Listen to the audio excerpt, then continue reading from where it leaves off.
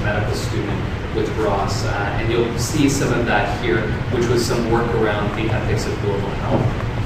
But let's get into it. So I'm going to start with this long disclosure slide, which I'm trying to be overly and sort of disclosing everything that is related to me, which is I don't receive any funding from commercial or for-profit or commercial entities, but I put on the slide where I get grants from, which are all public or charitable foundations, and also where I've been given honorarium for speaking, which also are all foundations or universities, things like that. At the bottom here you can see, and whenever I do a talk I actually mention this, that there is a bias to this work, which we're going to get into, which is towards social justice, which is probably something that many of you share, which is what brought you here today.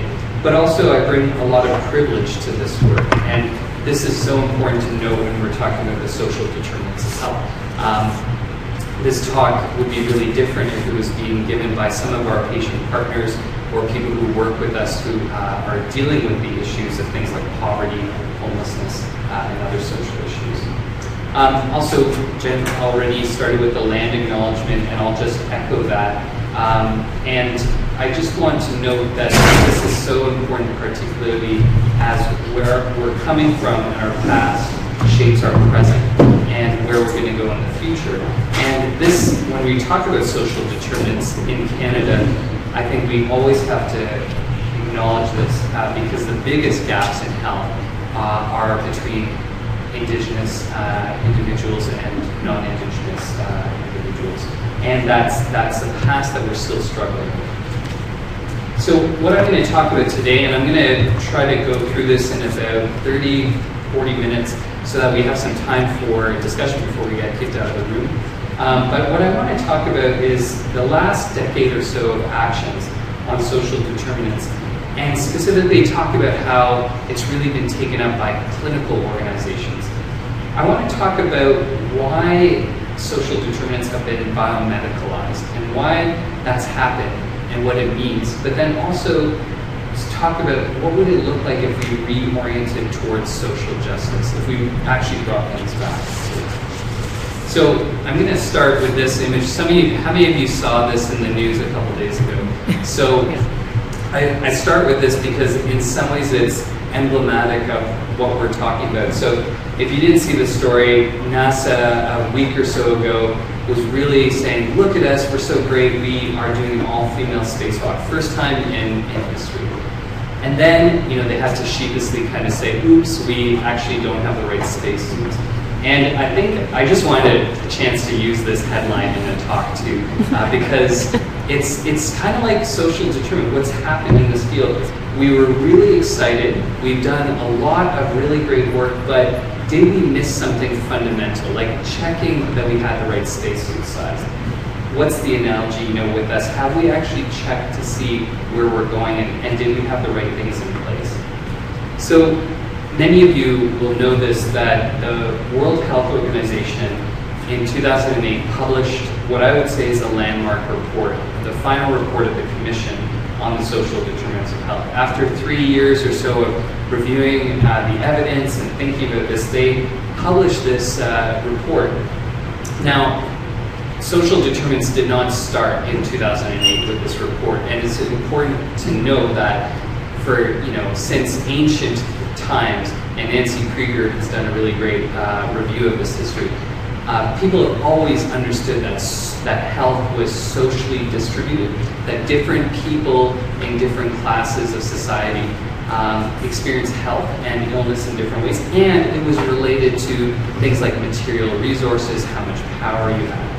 But what happened in the 20th century was we had a big focus on the biological basis of health. There was the rise of germ theory, of understanding the pathological basis for disease.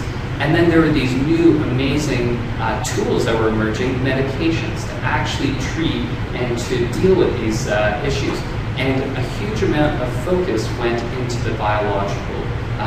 We moved away from the social side of things in part also in countries like Canada and the UK, because we thought we had fixed it with universal access to health services. So one of the key reports along this way was the Black Report in 1980 that came out and showed that despite decades of the NHS being in place, there were these big differences in health between people. So access to services didn't solve this problem. So, okay, now we have the 1980s and decades of neoliberalism and a focus away from society. And then after that, we start to see the reemergence of this. And one of the interesting things with this report was it was published the same year as the financial crisis. So 2008, global financial crisis, people once again questioning what is the basis for our society, who's being left behind, who suffers, and who's doing very well. So now here we are, 10 years later. Let me dig in a little bit to this definition, which notes the distribution of money, power, and resources at global, national, and local levels. This is part of the definition that often gets missed and which we don't talk enough about, and I'll return to it. So some of you may know, this figure didn't show up, which is actually the title of the talk, which is the whole discussion of social inequity killing people at a large scale. And when I went through the report again more recently, you saw how social justice was really weaved into the basis of it. They mentioned in many different places that the commission really was set up with the spirit of social justice, that it was that the commissioners were united in this passion for it. And what was interesting is they noted it was both an issue of that this was about social justice and fairness, but also that there was a reliance on the traditional healthcare model was unsustainable as well. So this is a more extensive quote, which was, noting that things don't have to be this way. It's unfair that there are these systematic differences in health, and putting right these inequities, fixing this is a matter of social justice, and ends on that there is an ethical imperative to address these social injustice killing people. So just to wrap up this part, what they were conveying, that social justice is central, is part of what they were thinking about when they started the commission and started this kind of renewed interest in social determinants, and that maybe it was about the fact that social injustice was unfair, but also that there was a question of effectiveness. If we don't deal with social injustice, our healthcare system will remain ineffective, and we will never really catch up. So this part of the model kind of has started to become more prominent over time. This is the framework for the commission, which they kind of summarized everything into. And to its credit, it helps us really understand the connections between these things. We all see this at the end, the distribution of health and well-being and how it differs. And often we focus on the material circumstances, things like poverty, things like social cohesion and behaviors. But there's higher up than that is social position, and then at the very top, the context. And this is where social justice really lies at the highest level. So they knew coming out of this is really how things fit together. And also they talked about the need for action at this highest level. So it's a really important starting point. And now, though, about a decade later, there's still many questions that remain. What do they mean when they said social justice? And did they equate that with fairness? In reading the report again and again, it does seem that that's what they were conveying. How does fairness, relate to human rights? And I see Lisa Foreman here, who I think has presented here as well. And she is the world expert in this area. And how did they relate this? Actually, interestingly, again, through the report and through subsequent reports, they often talk about human rights as a basis for health and the realization of fundamental rights as part of this, but they don't necessarily explicitly equate the two. Also, how are we going to keep social justice at the heart of actions on social determinants? So They mention it as the rationale, they note it's important, and they state it passionately that it's killing people on a grand scale, but they don't actually say how this is going to influence actions that emerge. And then, do we think about how our actions in this space shape and transform norms or policy or impact governance, those high-level parts of that model? Are we really thinking about those things? So let's fast forward from 2008 to now. So first of all, social injustice continues to kill people on a grand scale, unfortunately. And I could have put up many different examples of this. We're living in a time now in 2019 of a lot of injustice in many different areas. This is just one example that really, I think, has struck many of us. The fact that life expectancy is actually year on year now has declined in the US and also in the UK for the first time since the early 80s has actually stopped. The progress has stopped. So this is a very concerning kind of symptom and a sign of something that's happening in our world. There's many other injustices. We could talk about migrant crisis, we could talk about climate change, and many other things. At the same time, over the last 10 years, there's been this huge explosion in interest in the social determinants of health. These are just a collection of some of the reports that have been issued by the British Medical Association, the Canadian Medical Association, the College of Family Physicians, the American College of Pediatrics, and others as well. Also, research has really emerged, so that this is a simple search of social determinants of health, and just an explosion in number of papers in this area coming out. And this is just one really nice example that I like, where the authors of this report, who were family physicians interested in acute rheumatic fever and why it was so at high rates in northern Ontario. And I love this subtitle that's saying social determinants of health bite the heart. That this is, and in the article, they link what they're seeing, this really high rate of acute rheumatic fever, to social determinants and social conditions. So there's a lot of different things that are driving this. This is just a few ideas about what's driving it. I think, one, there's new ways of thinking that are starting to come out. Quality improvement is actually also driving a focus on equity. I think financial compensation, and we'll get into this a bit more, is also part of it, data, and then emerging evidence of effective interventions. So new thinking. This is one example from the family health team that I'm privileged to be part of, actually creating a social determinants of health committee. And more health organizations are starting to do this. Saying we have specific people who are focused in this area. Another analogy of this is public health is actually having networks of social determinants of health nurses throughout the province. So public health units have now staff whose that's their job title, that's their focus. Quality improvement. So quality improvement has taken off also over the last 10 or 20 years. The triple aim is a set of targets that health systems like the Ontario health system have adopted.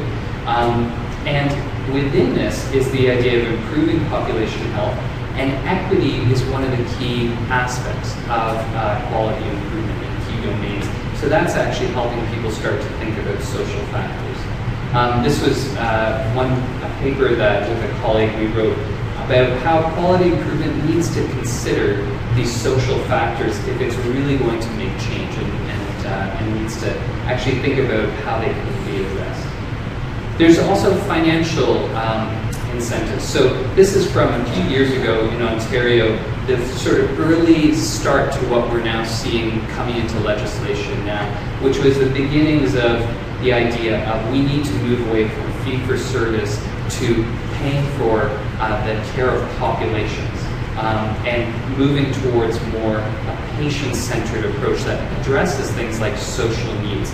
And now we're, in the last few weeks, we've been seeing this provincial government in Ontario starting to announce things like Ontario health teams and saying we want to pay a single block of funding to care for people in all aspects and start to move towards integrating health and social care. So people are starting to think about social determinants as well. And also on the financial side, health organizations are now seeing that actually these factors are driving healthcare utilization. This is just one study. This is looking at hypoglycemia and how it occurs at the end of the month for people who are living on low income in California. Other states and other jurisdictions have replicated this, but essentially as people are running out of money, they're running out of food, becoming hypoglycemic, which means their blood sugar is really low, and ending up in hospital. And we see this pattern in many different areas as well. And work that's been done by colleague Laura Rosella here at University of Toronto and others has helped really see that this is the case, that if we look at what predicts high healthcare use, it's actually often social factors. So this is just a selection of articles from Health Affairs from the US of papers and studies that people have started to do where people are trying to wrap their minds around how social factors impact healthcare use. So lots of different ideas and interventions, and even, as you may know, there are organizations in the US that are starting to pay for things like housing for patients because it helps keep them out of hospital and it helps ultimately the organization save money.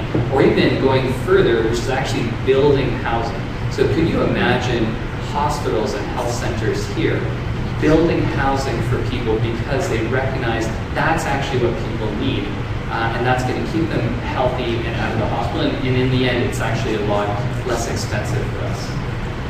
A fourth kind of area is the whole data aspect, and that's something maybe we can talk a little bit about too, which is this idea of now we have a huge amount of data available on all of the people who are coming into our organizations.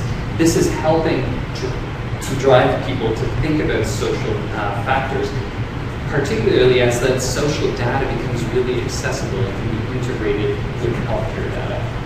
And finally, I think that there's starting to be evidence of effective interventions.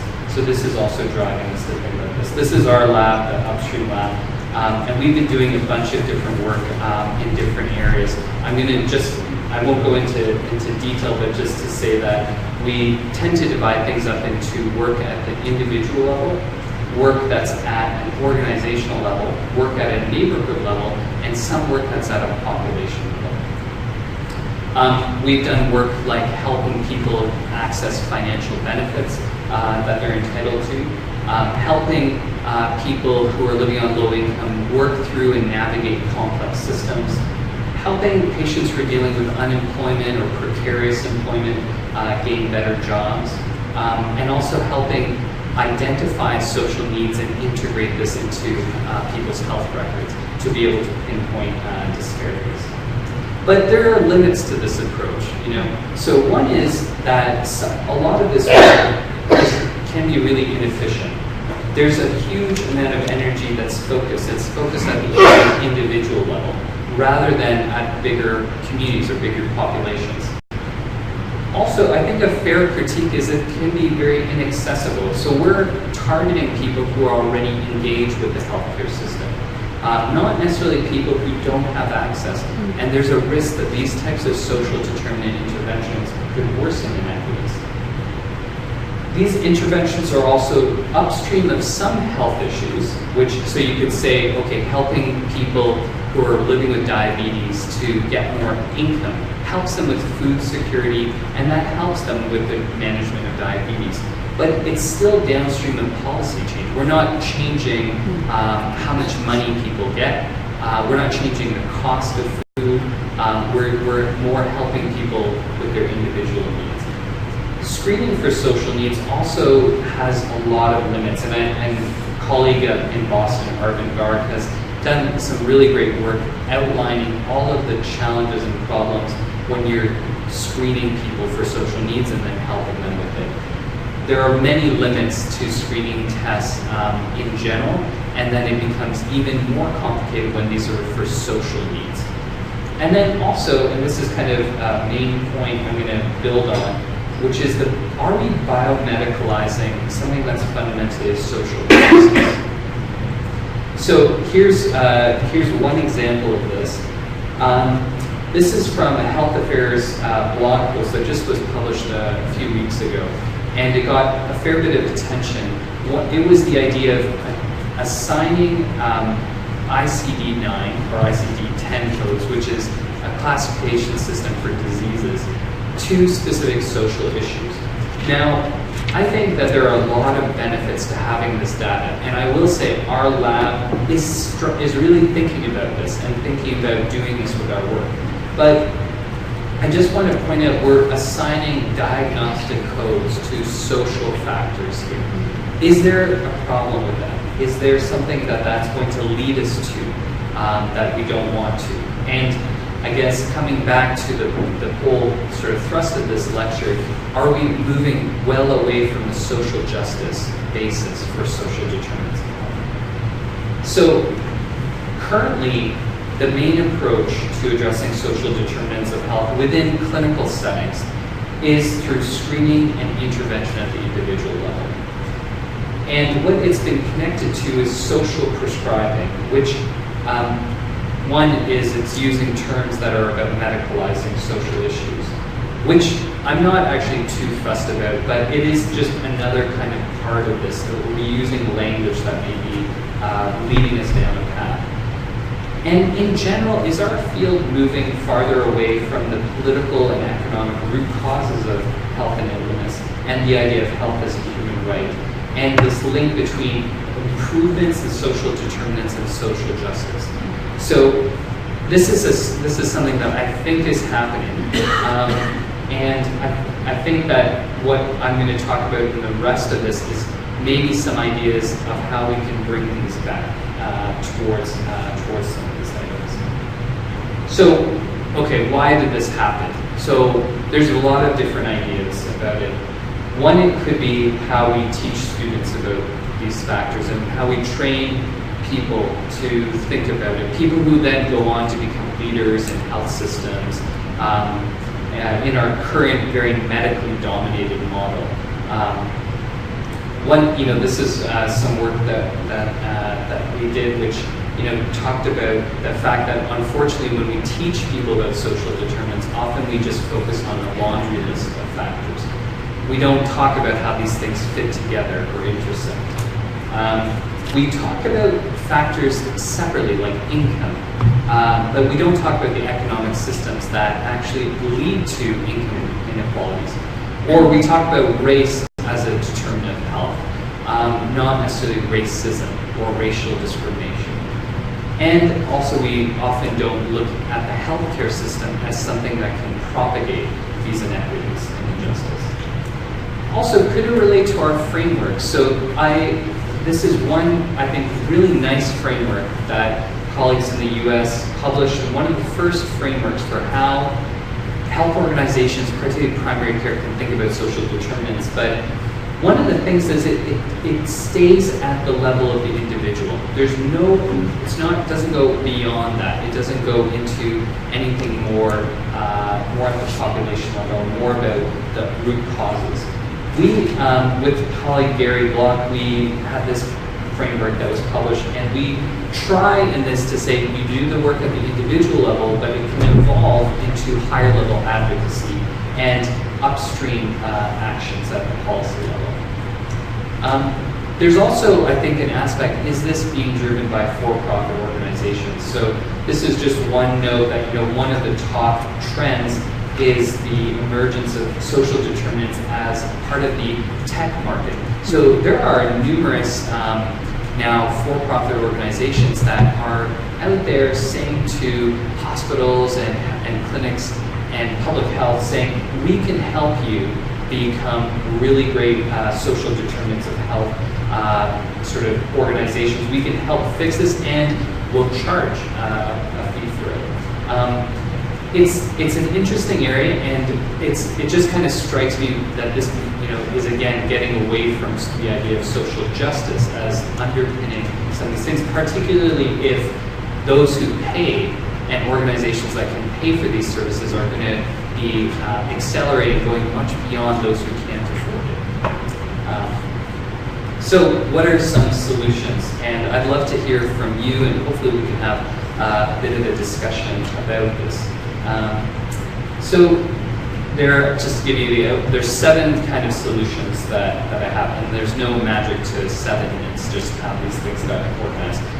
First, I really am a big fan of naming root causes, and colleagues like Janet Smiley, who many of you know, Naki Rai, who's amazing, who name things like colonialism and systemic racism, and actually say that's what it is. It's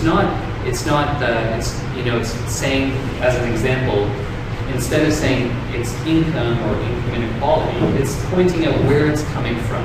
That at least it's the start of your conversation about an issue. That in this case, for example, income inequality is in our society currently is a result of neoliberalism and rampant unchecked capitalism. And not being scared to say that, but saying like this is our current economic system, and this is where things fit in. And what does it mean, our current system? It's characterized by things like individual responsibility, a shrunken and reduced role of the state, markets as the solution, and the private sector as the place to be the source for innovation, and charity rather than a human rights approach. There's also, and number 2, and related to naming things, is talking about what is our level of discourse that we're speaking at with this. Dennis Raphael has done some really neat work in this area, thinking through, and I think that this could be further developed. This is his sort of 7 levels of discourse with how we're talking about social determinants. So at the very top, it's simply saying we're going to identify those who are in need of different health and social services. And then it progresses to saying we're going to actually name that it's related to distribution of resources. And then at the highest level, we're going to talk about that these things actually result from power and certain groups. And we're going to name who benefits from this. To make this more real, we all know in this city, Toronto, that we're dealing with a massive affordable housing crisis. That I see this clinically every day, people struggling to afford rent, being at risk of eviction. Yesterday I was in clinic with a patient of mine who is at high risk of being evicted, and he has nowhere he can go that he could afford on his current income. But we often just describe the problem of it. We don't talk about where did it come from, how does it relate to the withdrawal of the government from really thinking that affordable housing was their responsibility. And also how it's related to some people are doing really well in this system. There are people and organizations that have done enormously well and profit from a very unaffordable housing system. So the next time you hear people talking in public health or in healthcare about social factors and how they relate, are we talking about it at that level? Are we naming things and taking our analysis to that level? This is one example. In the fall, those of you who are kind of in the primary care world may know that the Alma Ata Declaration, there was an anniversary of it and a renewed meeting of it, and saying, okay, it's been 40 years, 1978, we had this landmark declaration talking about the central role of primary care and how it relates to health and health. So let's redo it. Let's reaffirm and get that. So if you look at the declaration that came out in 2018 and compare it to the one 40 years ago, it's really interesting. I mean, they reaffirm a commitment to health as a human right, social justice, and solidarity. But there's no explanation of why we haven't met these goals over 40 years. And we do this time and again. We don't say, it's been 10 years, 20 years, 30 years, and actually there's a reason why we haven't achieved this. We don't explore that. And there's really a lack of a strong proposal for how is any change going to happen over the next 40 years. It's like we're shy, we don't want to point these factors out. And I think that's a good example of how our level of discourse stays at a lower level. I'd encourage you to compare the two yourself, and you'll be just amazed at the language in 1978. And our colleague Andy Manuel Byrne has done some amazing amazing scholarship in this area of looking at the history of these meetings.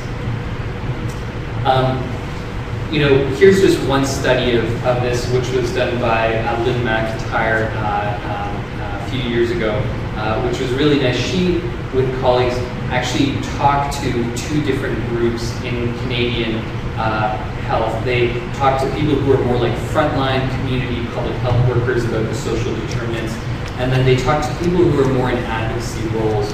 And maybe not surprisingly, what they found was that the more frontline, they actually were a little bit worried about getting into the social determinants. They felt overwhelmed, and they tended to be more value neutral and more pragmatic. Like, this is my job, I just kind of focus on this. Whereas people whose job included advocacy, they tended to draw on things like the Ottawa Charter and actually go back to, you know what, part of my role is saying we need healthier public policy and getting this done.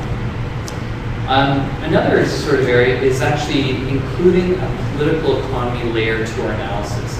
So often we create heat maps like this of how disease is distributed. In this case, it's diabetes in the Toronto area. And sometimes, you know, we go as far as talk about income inequality. This is the wonderful work by David Kolchansky here at U of T, who's done so much of work describing how our city is becoming more and more really broken up into rich and poor neighborhoods.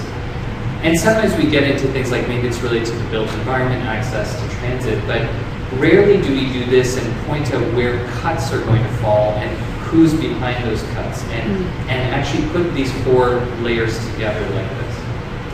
I think another way for us to move forward is actually putting people with lived experience in charge, actually ceding power, which is so hard for us in academia and as leaders in healthcare to do. But some work that we're doing at the Upstream Lab is trying to make sure all of our projects engage people with the actual experience of it. Try to actually take priorities from that. So one really neat project we did was we went out and we spoke with patients and people in the community and said, what should be the next research priorities for our group? And they came up with social isolation. We want you to study how do we deal with social isolation. And in the future, could we imagine that people in communities are actually fully in charge and owning data and in control of resources and learning from what our colleagues in Indigenous health have been able to do and accomplish, and saying no research happens without following these sorts of principles. Can we also establish a better link between our work at the individual level, which we call micro-level interventions, work at a meso level, which is more like an organization, to work at a macro level, policy. So what this is this is the poster we use where we talk about, we're asking people about their social needs and their social determinants. Could we connect this to interventions that are in the clinic around, say, helping people, in this case, helping people with precarious employment? And then link this to an advocacy framework at an organizational level, which is really a neat idea, to say we have a way for our organization to get involved with advocacy and then become part of a bigger movement of people. So one of the interventions that I did mention, but which I think starts to get at this policy level, is the Decent Work and Health Network, which was a coalition that was built to actually take advantage of a policy window and deal with that higher level change. We did have some success, but unfortunately governments change and things get taken away as well. So it's an ongoing campaign and ongoing network. Another sort of solution to this is to change our outcomes.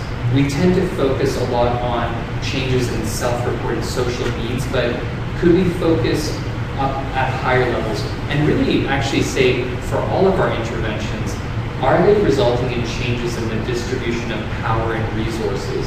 And are they changing norms to what we consider normal and acceptable as well? And finally, political engagement. Could our work and our interventions in this area actually move us to social justice by focusing on political engagement.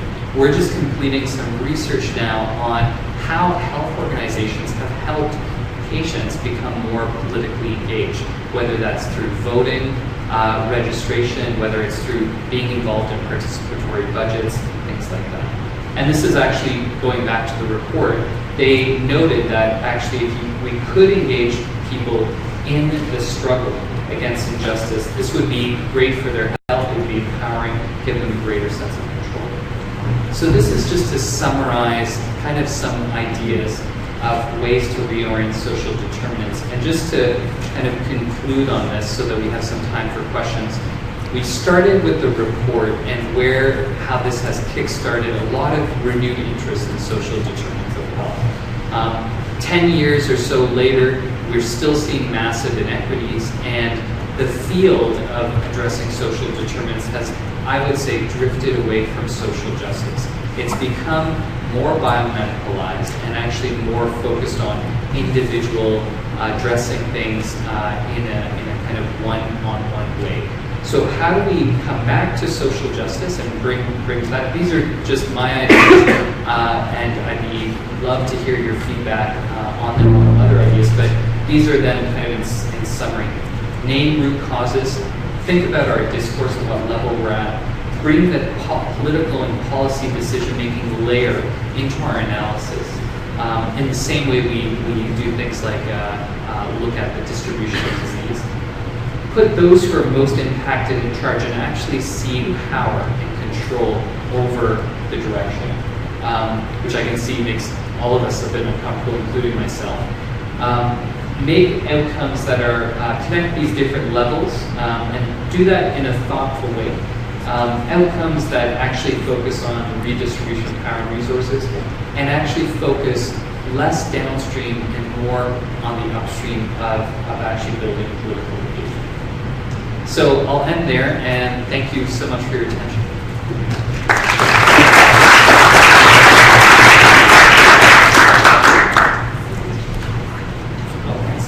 So we've got just a little bit of good news, which we may actually be able to stay in the classroom longer, so get your questions ready. So what we're going to do is spend a little bit of time for you to be able to have a conversation with Dr. Pinto. And so why don't I hand it over to you? And do you want to just build your own? Sure, absolutely. Thank you for our great talk. I wonder if you could, does this work in the election system? You could ask people to press the button and then it goes up there. Okay. So this is a smart classroom, so we could test this. It should work, whereby if you have a question, you press the button, and it should turn. Oh, it looks like it's. You know what? It looks like it's not turned on. So let's just do it the old school. Okay, old-fashioned. Old-fashioned way. So what we'll do is, if you just want to put up your hand, I'll repeat your questions so that people who are joining us via the webcast can also hear. And yeah, love to hear everybody's thoughts on this. I'll just go back to this slide.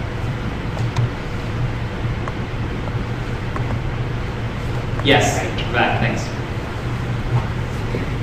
I'm wondering if you've thought about the relationship between patient-centeredness and fairness or social inequality.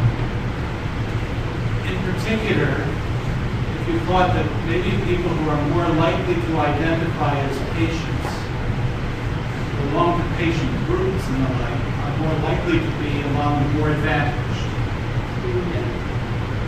That's a great question. Thank you. And so let me just repeat it. It's sort of two parts. One is, what do you think about the relationship between patient-centeredness and then issues around fairness and equality?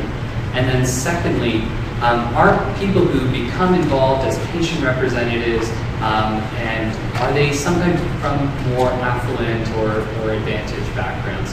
Which is actually something I think a lot of people are thinking about in the space of patient engagement. So just to take the first one, absolutely, I think one of the really powerful things about patient-centered systems, whether they're things like the patient-centered medical home model or patient engagement in research and priority setting, is that it is at its heart about justice. It's about saying that people who are living this experience of an illness or receiving a treatment are the experts and should be consulted at the start and should be part of the process of developing solutions. So I think that it is related to ideas of justice. It's also, I think, also relates to the effectiveness side of things, because when we develop things without engaging the people who are involved, things tend to not go very well. And we also waste a lot of time and resources. So I think there is, and that was one of the kind of points of what's led us to think about social determinants and engage people, I think, is a movement around engaging patients.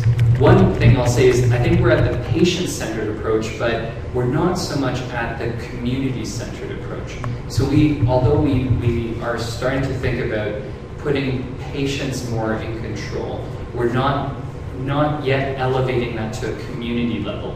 And just to make this very relevant to our local context in Ontario, as Ontario moves towards thinking about large teams that are charged with delivering health and potentially public health services to like a community of 300,000 or so people, how are we going to not only engage the individual patients, but also communities and diverse communities within these areas? So I think that will be a big question. To your second point about who actually is selected, this is a big challenge because I know from experience, and I'm sure many of you do, if you put out a call for people to get involved with a project, often it's the people who have the most time, resources, knowledge of research who are coming forward. You have to take really special steps and be very mindful of it to reach out to people who are more effective. I think it is possible, though. I think in the work that we've done and the work that many colleagues have done at St. Mike's and in other organizations, people are really mindful of that now, and they're taking steps to do that. It can be through, say, linking with health organizations that specifically serve people of a certain group. And it's also about lowering the barriers to participation. So in our work, what we're really mindful of is we need to make sure people can join. It fits with their schedules. If they're working, how do we accommodate that? If they have a disability, how do we accommodate that?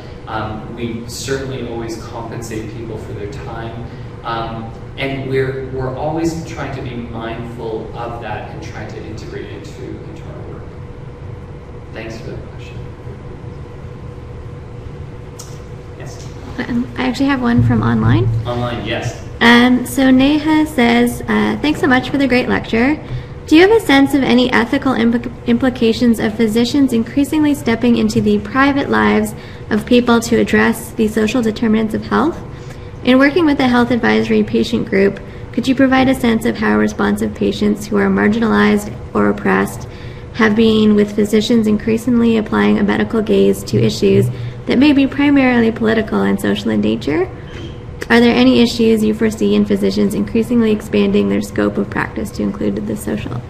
That's great. There's several parts in that, so I'll go through them each one by one. The first was, what about the ethical issues of physicians or other health professionals getting into the private lives of individuals, of people? And this is a really big issue. And empirically, what we see is if an organization just launches into asking people really private questions about their income, their employment, their immigration status, and they don't think it through carefully, it ends up with a lot of people being very upset. Often people just don't answer the questions, and because they're fearful of because of the power imbalance of not answering or not giving negative feedback. I think that it has to be done very carefully, and we are doing a lot of work in this area of how do we carefully explore with people asking these questions and getting into this area. It's kind of under the broad idea of trying to improve the social history that health professionals take. from people, and doing it in a maybe more systematic way. But there's a lot of preparation that's required before we can do this. You have to make sure the data is absolutely secure. We have to make sure that people understand why these questions are being asked. How does this relate to my health? One of the studies that we did where we actually talked to patients about how they felt about being asked questions like about income was if people understood and knew there was this link between income and health, they were much more comfortable with answering a question about it. But if people did not know why you were asking these really personal questions, it was really difficult. So it can cause harm for sure.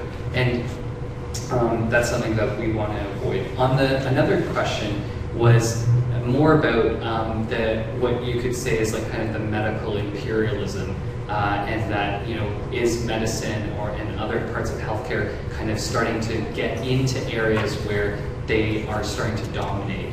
And I think that is something that's come up a lot. Interesting, last year with colleagues in public health, we did a panel at the Ontario Public Health Convention about the social determinants of health, and this has been the realm of public health for decades and decades, and it goes back to the history of modern public health. And now kind of the healthcare system and health services are getting into it and is causing a bit of strain. And a lot of colleagues in public health feeling like this is our space, and what do you belong in it?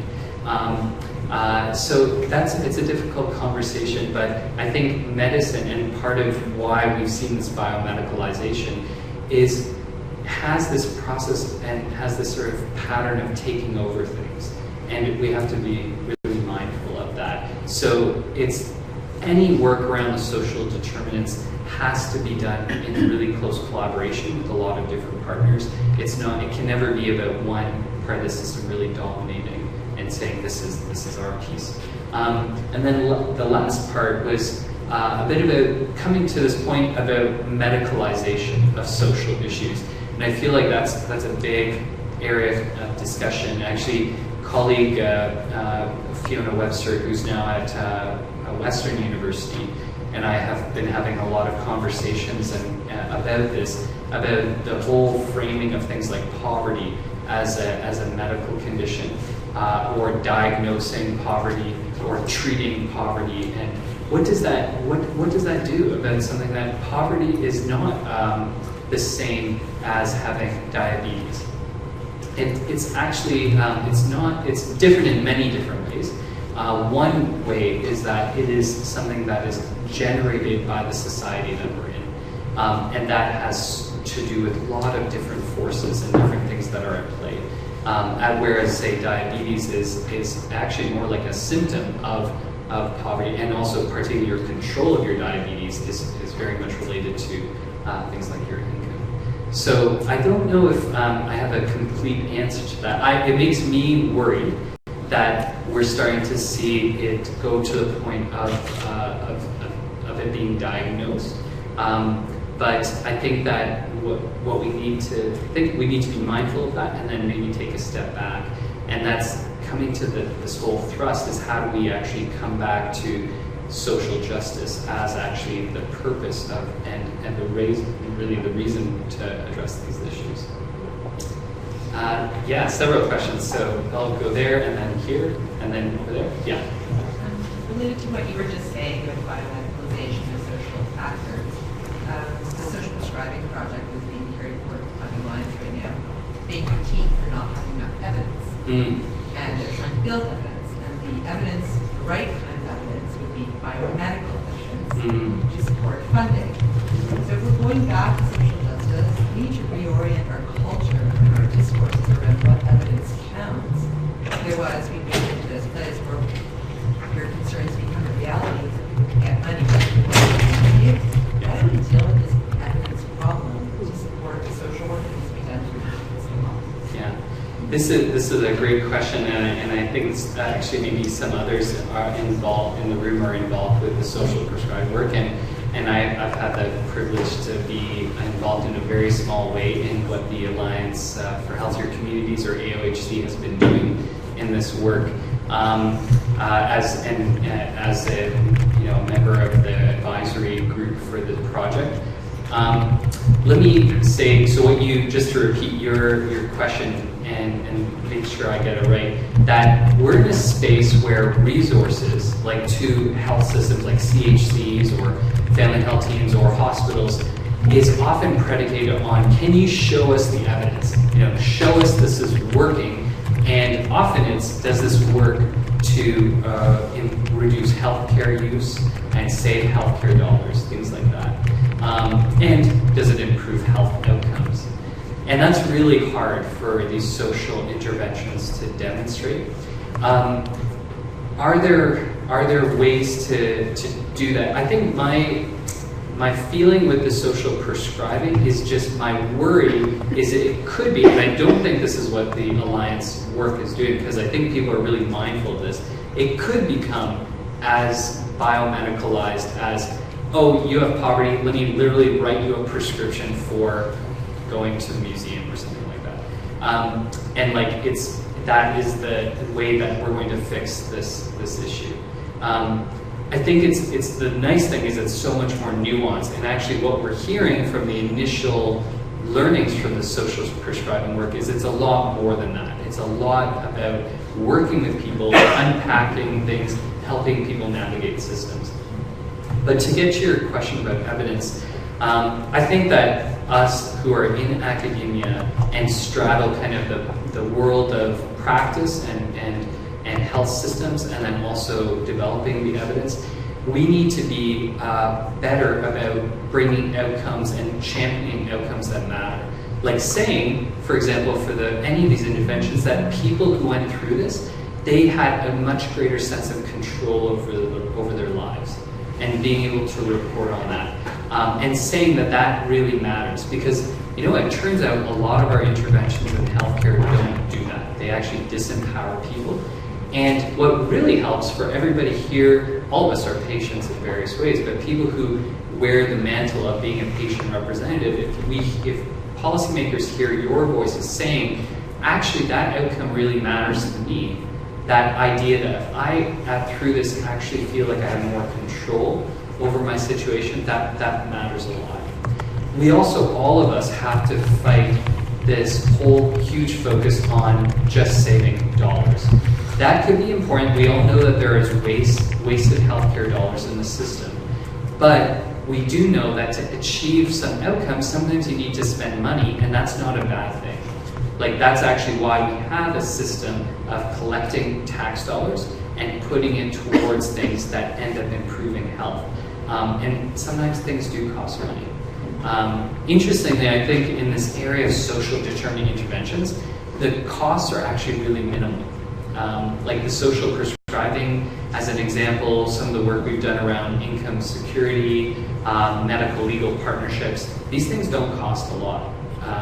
And we need to be able to put them alongside a lot of other stuff that costs a lot more than what we're talking about. There's another question here.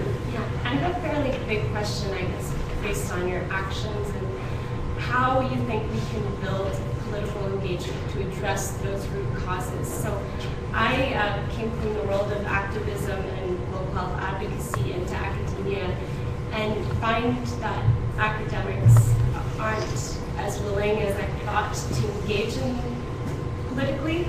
And after we've named a lot of the root causes, it comes down to power again, and the powerful who benefit from the current structures that don't want us to focus on the issues and to really bring that into the dominant discourse. So there's this issue of framing, sort of co-opting framing by groups that are focused on social justice. And so really what we need to do is, I guess, movement building and having more power to counter-frame and to work against framing it. And sort of a temporary example being pharmaceutical industry and the pharmacare debates in Canada, but also globally.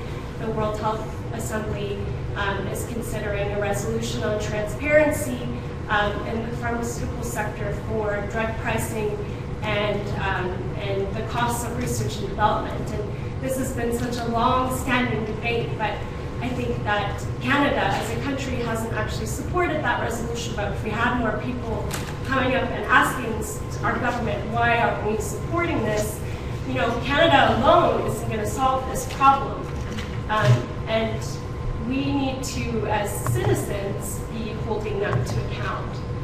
This was a long question/comment. No, thank you. And I'll just paraphrase just for folks who are on the webcast. Essentially, like one of the things you said is, I came from like an activist background, and then when I come into the academy, a lot of academics are not necessarily involved with activism, or they may be reluctant. And you gave the example of pharmacare and say drug pricing as a good example where there's a need for a movement. So a couple of thoughts, and when I actually meant on this last point, building political engagement, I was actually thinking more communities and the people affected, and actually how do we set up mechanisms for the people who are affected to become politically engaged. So some colleagues of mine have done like some interesting work, like doing voter pop-ups within health centers as a way to demonstrate to people, here's how you vote, and if you want to, voting day is coming up, here's how you do it. Like that's a fairly simple example. One a little bit more in-depth is actually looking at things like the origins of the community health centers, who, you know, in the 60s and 70s did enormous work around political engagement and were part of things like the civil rights movement, and actually saw the health clinics as being incubators and places for people to organize, which was a really amazing history, and that still continues to date. So that's what I was thinking about. In terms of, I guess, your more specific, like your feelings and your role as maybe an academic. So my thinking is actually to become part of movements. And that's where I've learned an enormous amount about how policy change actually can happen in a way that reflects social justice. And there are many opportunities to get involved. One of the key things, though, is we should not necessarily be leading those movements. You know, I'm actually always very worried when I see that the head of, or the face of the movement is actually academics. I don't think that is actually the most effective way. I think that's what's so difficult, is we're all trained to be right at the front and to be the holders of knowledge and power. And what we often need to do is step back and see what is our role, which is sometimes more about support and sometimes providing our skills and being a voice when that's needed as part of the movement. But there's lots of good ways, and this all comes back to really classic health promotion work as well, around how do we build healthy public policy. There is some resources that are pretty easy to find around building movements and engaging with them, but the best kind of practice is actually getting involved yourself. Yes? Okay, I don't know how to totally explain this, but I was thinking about, like, you work at St. Mike's, right? St. Mike's research has exponentially increased over the years, and yet the hospital still remains to be like one of the most hotbeds of discrimination against homeless people and racialized people and indigenous people in the city. And so when we talk about social justice and social determinants of health, how can we like rectify this in our own backyard and have, like, I work with a lot of doctors out of St. Mike's. I'm at St. Mike's a lot with people I work with, and I work with people, we go and meet with St. Mike's. I'm just using it as an example because I think it's like really important when we talk about social justice, how we are doing social justice in our own institutions, because there's been so much research, so many reports, like the Street Health report when it first came out talked about St. Mike's Hospital. Then the report that came out in 2007 talked about it again. There's an Indigenous report out of the Wellesley Institute that talks about the emerged departments. And then like the merging of both St. Mike's and St. Joe's, where St. Joe's also has similar issues. So like we can talk about all of these things at like a macro level, but at the micro level, are we actually doing the work within our own institutions, or are are we just like hopping on to, like, are we actually doing it? Is that actually social justice if we're not fixing the issues within the institutions that we work in? Yeah, absolutely. And I think it's really, to summarize what you were saying, is like where you got to start at home. You have to start in your own institutions. And you specifically were noting like that St. Mike's has fallen short of that. And despite it being raised, and I'm looking, there's several colleagues here from St. Mike's who can share the heat here around this. And it's absolutely, as a family doctor at St. Mike's, I have many patients who fit just what you describe and share with me exactly those same issues. And the reality is our institutions, our healthcare institutions, have grown very big, very quickly, and now new mergers that are happening are accelerating this.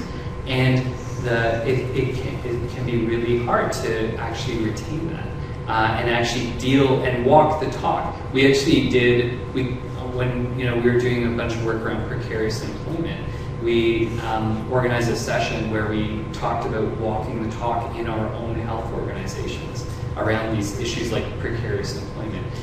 Because what we're seeing in the health sector is more and more people becoming precariously employed. Harm reduction workers, personal support workers, chaplains, many folks, security, lab tech, etc.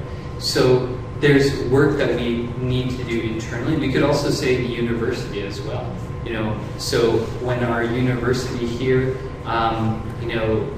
talks about these issues, are we turning it internally as well to talk about things? I think that we're at a time where we can start to raise these issues, and I think the students and faculty are more and more aware that there's a dissonance. I think we need to be courageous and move forward and actually say that we need to do more in this area and actually try to do these things. And I think that there's actually some really interesting work that we've been doing to address these issues within the family health team that would be neat to talk to you about. And then also how, as a really big part of all of the physicians at St. Mike's, how can we use that to talk to the rest of the institution as well? Yes. So my question kind of intersects a little bit with this one, because I'm thinking a lot about the ways in which some of the social prescribing and medicine and how we move towards health institutions, how this intersects with other social institutions that are really systems of surveillance and social control. And the way in which social prescribing has the potential, particularly for people who are very vulnerable within some of these other institutions. I'm thinking here of people who are in prison, on parole, on probation, or people who are within our child welfare systems. When the OECD code about food insecurity came up, I just thought about the impact that would have on a mom who has kids and is in the child welfare system. Based on previous research that I've done with women who use substances, those kind of things, like whom and your kids are going. And so I was just wondering if you could reflect a little bit on how this might intersect with those other institutions of social control. Totally. I mean, and that's actually a very big, so just to repeat the question, there are broader systems of social control, which include things like the children's aid system, the police, and other parts of the apparatus that keep certain people within a certain part of our society. And so things like healthcare can integrate with that. And there is a horrible history of healthcare participating in that type of control, rather than being emancipatory. So your specific point was that this data could be used to cause a lot of bad things to people, and a great example of that is children being taken away from a mom who knows that she's dealing with food insecurity.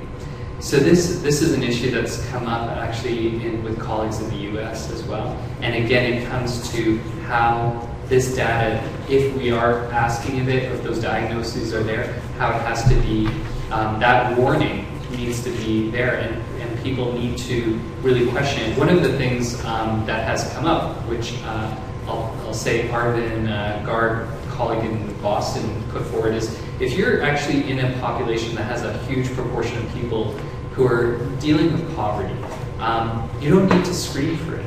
You don't need to, you just need to have universal access to the service, to the intervention, because for a variety of reasons, but one of them is this, that actually, should you not just give people access, and actually then they can take on whether or not they want to engage or not, and it keeps the control within them. Part of the problem of screening and then saying, okay, you screen positive, then you should go here, is it is taking away the control. Plus there's the data issue that you mentioned. So we're actually just embarking on a study of this at 7 clinics, or 6 or 7 clinics within Ontario, and then much broader. And we're really cognizant of these issues, like where will the data go, how will it be held, what fields, and what do people do if they don't want to? We don't want to put people at risk if they do identify needs. So could there be another mechanism where people choose not to answer the question, but they can still access the resources? Maybe one more question. Yeah. I know that there was somebody over, or I just was noticing your hand was up a little bit earlier, but do you want to go ahead? And then I'm happy to stick around if people have questions afterwards. Yeah. Sure. I had two. One was quite similar. I was going to ask about the privacy and data protection risks in codifying social issues. And probably that's a larger issue in the States, but it would here as well, in particular when you consider how health data are now being monetized and capitalized on by insurance companies, and these push towards having everyone wear Fitbits, and like the government is thinking of making all liberty to do that. So I think, is there a thought around the ethical issues involved with this and like where that stands? And just a question on the political engagement piece, because I mean, you mentioned often the health and public health and how they all work together, but if you're really looking at that community level aspect, it would not only require engaging government, but actually government functioning and operating in a different way to achieve it well. Because government would need to pull in and somehow have not just their health and public health teams work together, but their education teams, there's disabilities in different ministries, health and welfare in different ministries. Are there models or thought being put together on that, not just to engage government, but then to also support them in that, because it's clearly not something that they necessarily have on their table, and that kind of advocacy. Yeah, so just to kind of summarize your question, it was like, so if you're thinking about engaging like at a community level, and as, say, Ontario goes towards these larger teams, you're going to need to bring in people from all sorts of different sectors. And right now, they're very siloed. Absolutely, this is a big challenge. And this is, if we don't think about it and don't consider it, it won't work. I think there's a real worry that it will just stay within the healthcare system narrowly and be very focused on very narrow kind of pieces. And there's a lot more. There are really good models from around the world of how people have created stakeholder groups involved in different sectors and applied this thinking, sometimes called health and all policies, to policies in other parts of the system. So there's things we could learn and draw on from that. And I think that there'll actually be some future talks in this area, so stay tuned to kind of dig into this a bit more.